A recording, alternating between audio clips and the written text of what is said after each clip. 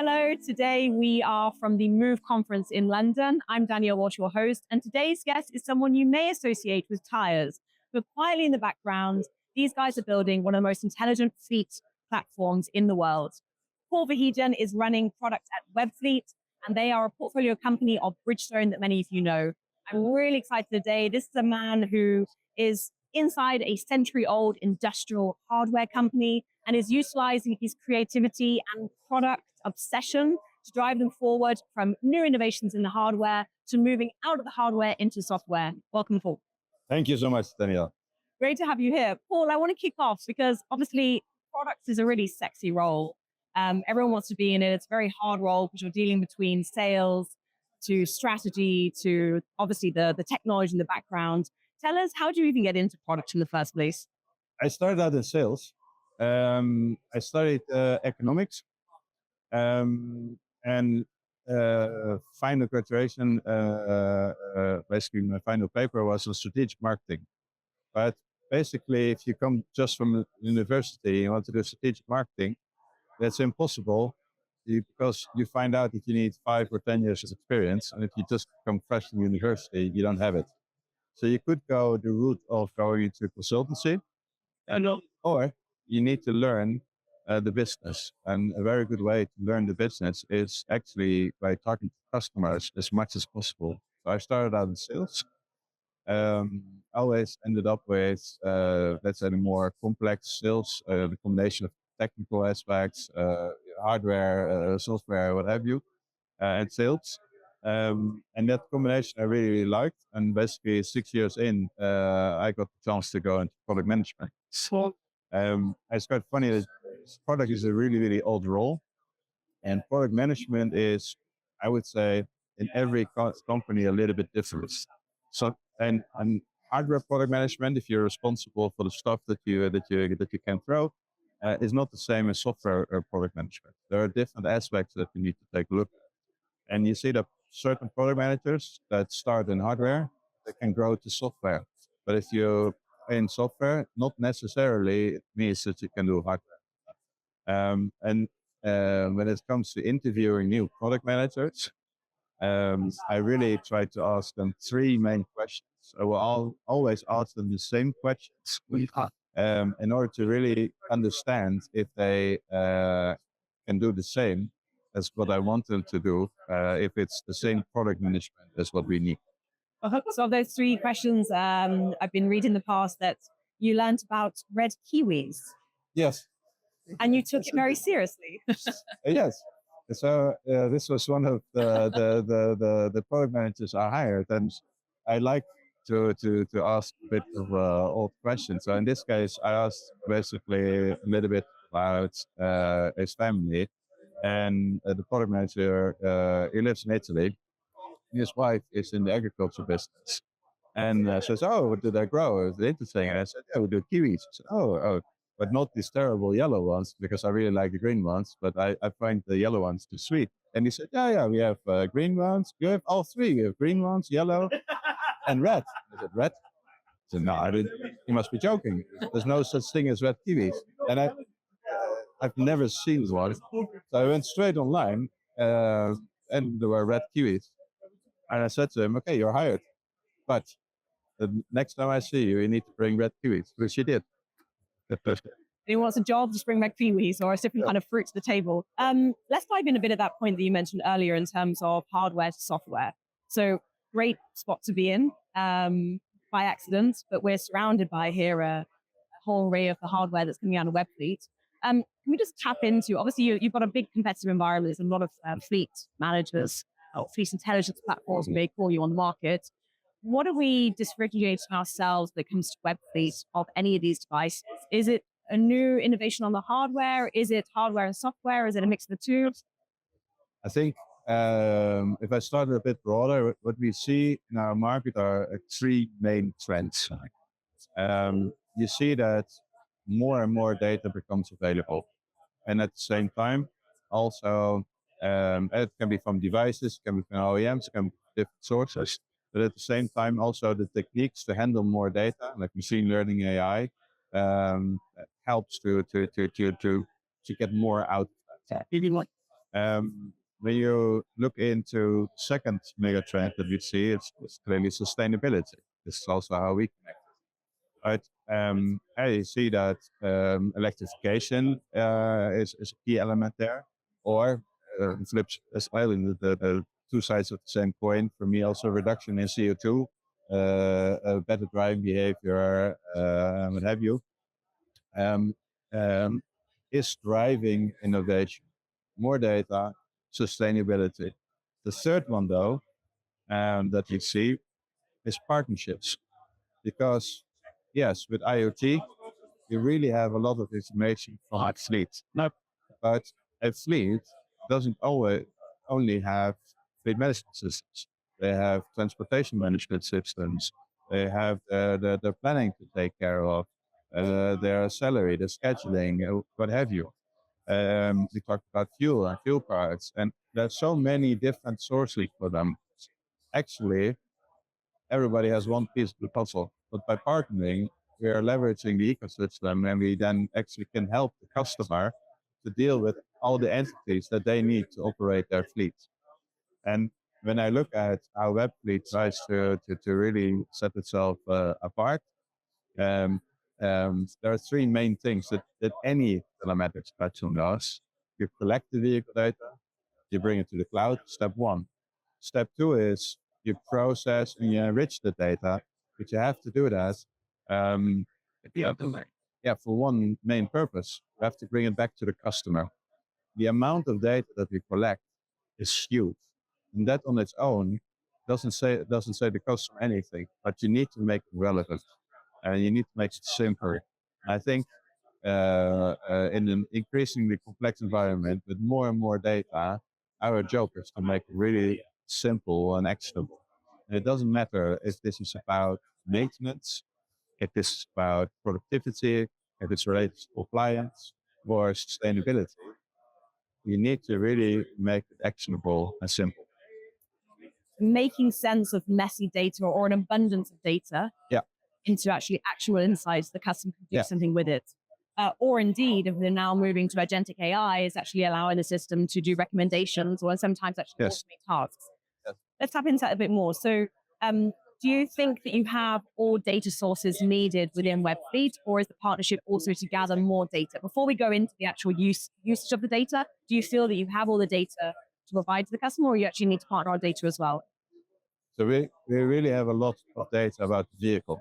Yes. But what would be very interesting is to get more data about the actual job. Yes. And then also we talked a lot together about CO2. It's really, when you look at the amount of data that we get from fuel or EV, it's immense. If you don't have the planning data and you don't the loads, shipments, it doesn't mean anything. So you have a lot of primary data, but not primary data according to what, let's say, shippers require. You have the data from the carriers. So I think a lot of entities have a part of the puzzle, and the best way is to really search this partnership to basically create, better use cases in the end for the customer. In the end, what we sell altogether is return of investment. And the more insights you can create, the better, quicker the return of investment is. Of course. So here it's a case of partnering for data, but also partnering for those that are effectively diving into a customer problem statement Yes. deeply in one area, which is effectively another innovation. It's a front end around how do we utilize that data? Yeah.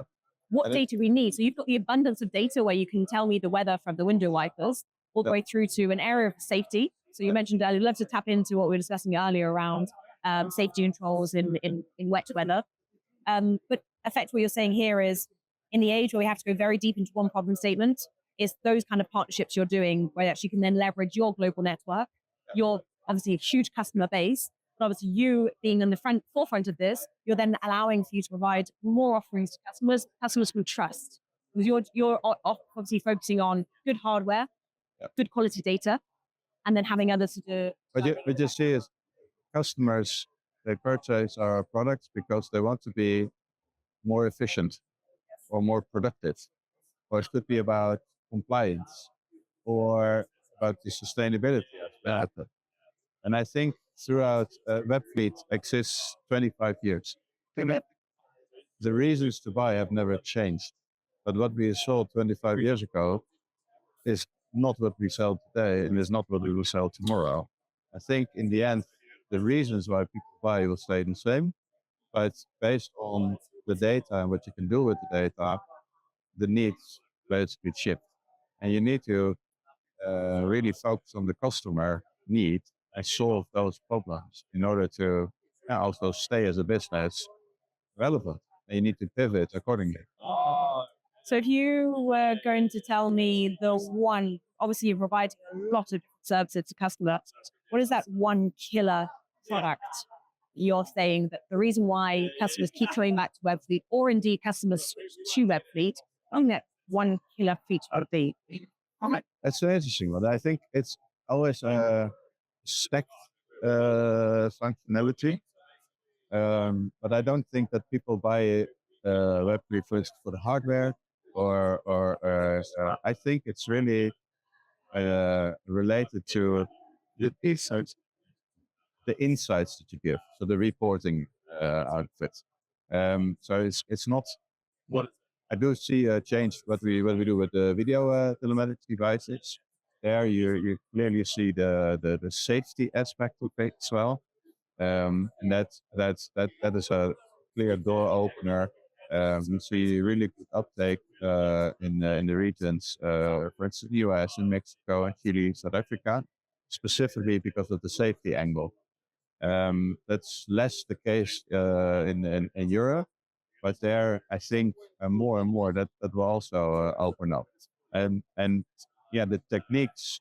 Um, I think we are in Europe a bit more privacy sensitive. We don't want to have cameras that are interfacing. But actually, if you use machine learning, you don't need to have the transport of the camera images, but you could still transport the event that you recognize. For instance, if you're able to detect fatigue, this is super relevant. As a fleet manager, you want to know if I have somebody behind the wheel that is tired. Yeah, you have to take care of that. And so I think that that's where I see a lot of future and a lot of developments, that you use the AI and machine learning to be able to highlight events better that the fleet managers can act upon. And also, you mentioned that the fleet would want to know if the driver was tired. I'm sure the driver would also want to know. It's like a co-pilot within his car to say, you may want to stop, you may want to pull over for your own safety as well. Yeah, but also things like, and not always you recognize everything. But one of the features that we will introduce later this year is something like drive through red light, drive through stop sign. But if we all drive, and it happens. But if it happens a lot, then it's more a pattern. But if you then know that if you have an accident at those situations and the damage is significantly higher, then you can also train people better. And then so it's very, very focused. But not everybody constantly drives through a red light. So it's certain people do, some people don't. Yeah. So I think you will see in that sense more personalization as well. So it's effectively deep customer understanding and effectively utilizing the data to really get to the proper scene and be that co-pilot effectively. And just tapping into that privacy point on in Europe, globally, but obviously more so in Europe, and the difference between you operating at the edge within the device and the cloud. So, for example, if I am informing a driver of sleep, central sleep in the future, am I operating at the edge? So I feel as a driver that I'm not exposing my data outside the device. So when it comes to GDPR, it's very important that you have different configuration capabilities. Right. And try to do as much as possible on the edge. Yeah. And you have choices. So you have choices whether you enable the camera, yes or no, for AI, or whether you transport images, or how long you store it. And I think that's by helping customers in the end with the configuration options from completely off to completely on, but then also having reasonable defaults, you really help them in setting as a customer the purpose of what it is that you want to do. Because we are in the industry of being able to track vehicles, but is it really relevant that you know at all the time where somebody is? Yeah, and you will not phone somebody and say, "Hey, you're at the McDonald's. I also want a Big Mac." That's where we feel that Big Brother, everybody gets worried about that, and rightfully so. But I think that is not why these products are used. What you see is that you can measure how long somebody works. And if you see that somebody works 40 hours, 41 hours, 39 hours, nobody will complain. But if somebody is paid for 40 hours, works 33, 37, 32, and 36, yeah, that's a different thing. So Big Brother actually doesn't sit per se in the actual recording on the moment, but actually in the data, because this is where you see the trend. And but as soon as you have the data, then it's also more about behavior, about how you work. The discussion gets different. And then, yeah, of course, it's in the interest of the company to talk about productivity, efficiency, but it also works the other way around. You see that you contract somebody for 40 hours and it's 44, 45, 46, then you also need to do something about it. So it also can be positive for the driver, the safety aspect for the driver as well. Uh, we recently launched a product together with Bosch, where we look into secure club parkings. Then it's a product where basically the fleet manager along the route the driver is driving can book locations where the trucks can be parked secure. It's a gated type of thing, cameras around it. There might be facilities like toilet, bed, whatever. But it saves on theft, but you also know that the driver is safe. And it solves the driver problem as well, because the fleet manager can also see the availability. The fleet manager knows how long somebody is driving. And if you make that combination, then you can say, okay, keep driving for an hour. Your remaining drive time is this. But if you go there, I secured a parking spot for you. We all know from our own family trips along the European highways, truck parking is a problem. But sometimes you park next to the road. And if you have a secure location, you have that, then you really help customers. So we've spoken about safety, spoken about going greener, becoming more efficient, all the things now a fleet manager has to do today. We've spoken a lot about data. What would you say is the biggest hurdle for you on the product side to actually deliver the extent to which you want to deliver to customers? You always want to deliver more than you can in one quarter. So it's never, I think, that we know what to make. You want to make more, and you need to make choices in that. Do I double down on this, or do I double down on that? Because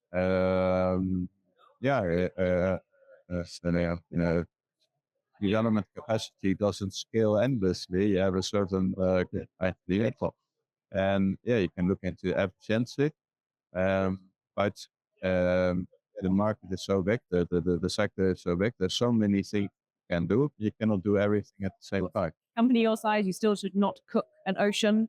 Still needs to be very, very focused. And for you, again, I guess the focus here is getting new forms of hardware, new forms of machine learning and AI within the hardware, extracting the data, and obviously then again making sense through partnerships or internally. And I think that as a product manager, you always see areas where you can improve things. And also by talking a lot on events with customers, with our partners, our salespeople, there's always areas where you can make improvements. The time to market is a factor, and that is always the challenge of the product job. Yeah. So then I'll flip it. What are you most excited about in terms of a new innovation that you will bring to market next Yeah, I year? have always my head in next year. I really the video telematics is it's clearly something that will I see picking up and also being yeah more picked up in Europe. But I think the next frontier um, is also like payment solutions. That's what I would think it's an area. You see this with post-secure parking, being able to help fleets to help them to book it, but then they also get one invoice that helps out. And I think you can probably extend that. And so I would call it as fleet orchestration. There are services for the fleet, and it can be around sustainability, CO2. It can be about security. It can be about the work that the drivers are doing. And I think that ecosystem aspect of it, that's the ecosystem is what drives me most. Let's talk about friction. So on our side, our obsession around reducing friction, of course, is ingestion of data scattered across different departments. It could be a photo upload, and then, of course, harmonizing that data and doing something with it. On your side, one of the friction that comes to mind, being hardware first, software after, is then taking a vehicle off the road and retrofitting it with the new hardware. We're going to take. I'm a fleet. I want to either convert from one fleet manager to you, or I just want to retrofit it. How are you reducing that friction of taking the car off and doing that? Um, it's a good question. I think so. I grew up, say, in more the aftermarket. Nowadays, you see the OEMs also bring a lot of telematics. In the end, if you look at the core, you need to have vehicle data. You need to take from the vehicle to the cloud. Step two is you process and enrich. This is where you put in your secret sauce. And you do it because you want to bring it back to your customers. You do it via a user interface or an API. In principle, it doesn't matter whether hardware, whether the data comes from the hardware or from OEM, as long as it's reliable data in the right quality, in the right frequency. That is the key part. Now, I love our hardware, that's not a problem. But if we can get the data from a different source and it's as reliable as in the same quality, I would take it. But I don't think necessarily it's the installation that sometimes is the issue. Because right now, I think the OEMs have probably the best data, but we're not always getting it out.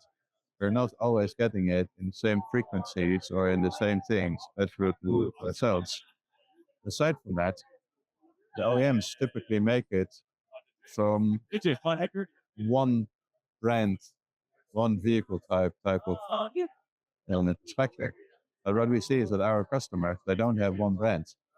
They operate multiple vehicles of multiple vehicle types, different ages, different brands.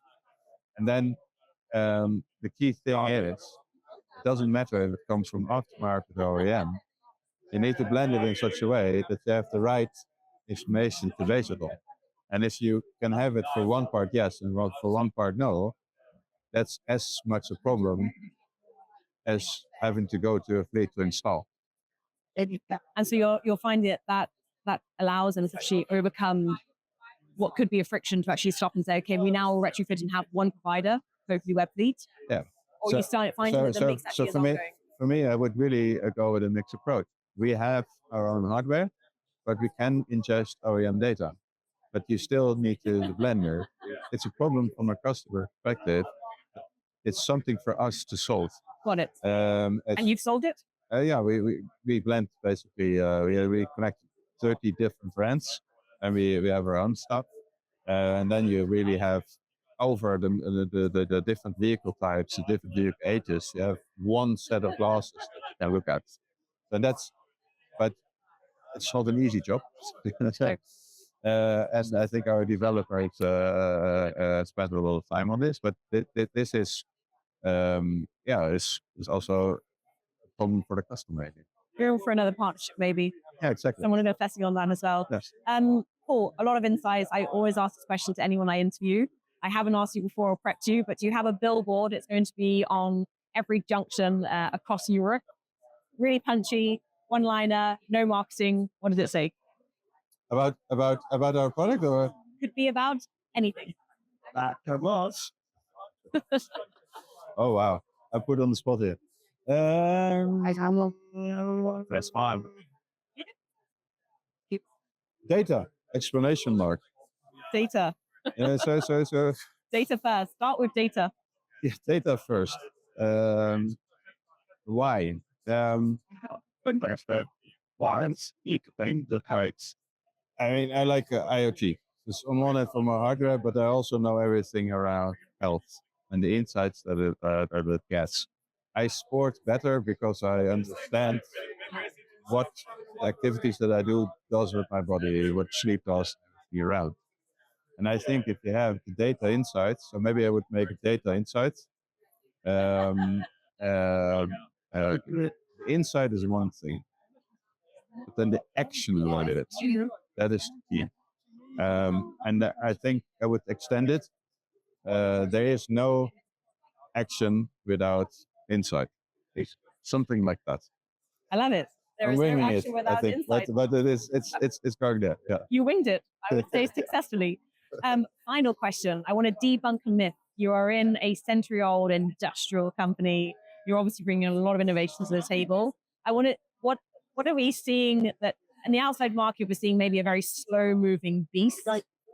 Can we debunk that myth from anything that you're seeing inside? I came into the Bridgestone world via TomTom through the acquisition 2019. 6 years ago. I really like cars. I drive a sports car, old sports car. I really like that. And because I drive sports cars, you also look at the tires. So I thought, you know what? I really know a lot about tires. Winter tires, summer tires, this, that, sport tires. And then I came, from a product perspective, came into the Bridgestone world, and it's big. But the amount of innovation that goes into tires, it's insane. I don't think even still today I know like 5 or 10% of all the knowledge that is around that. So tires, we all use them. So people say, oh, it's round, it's black, give me new ones.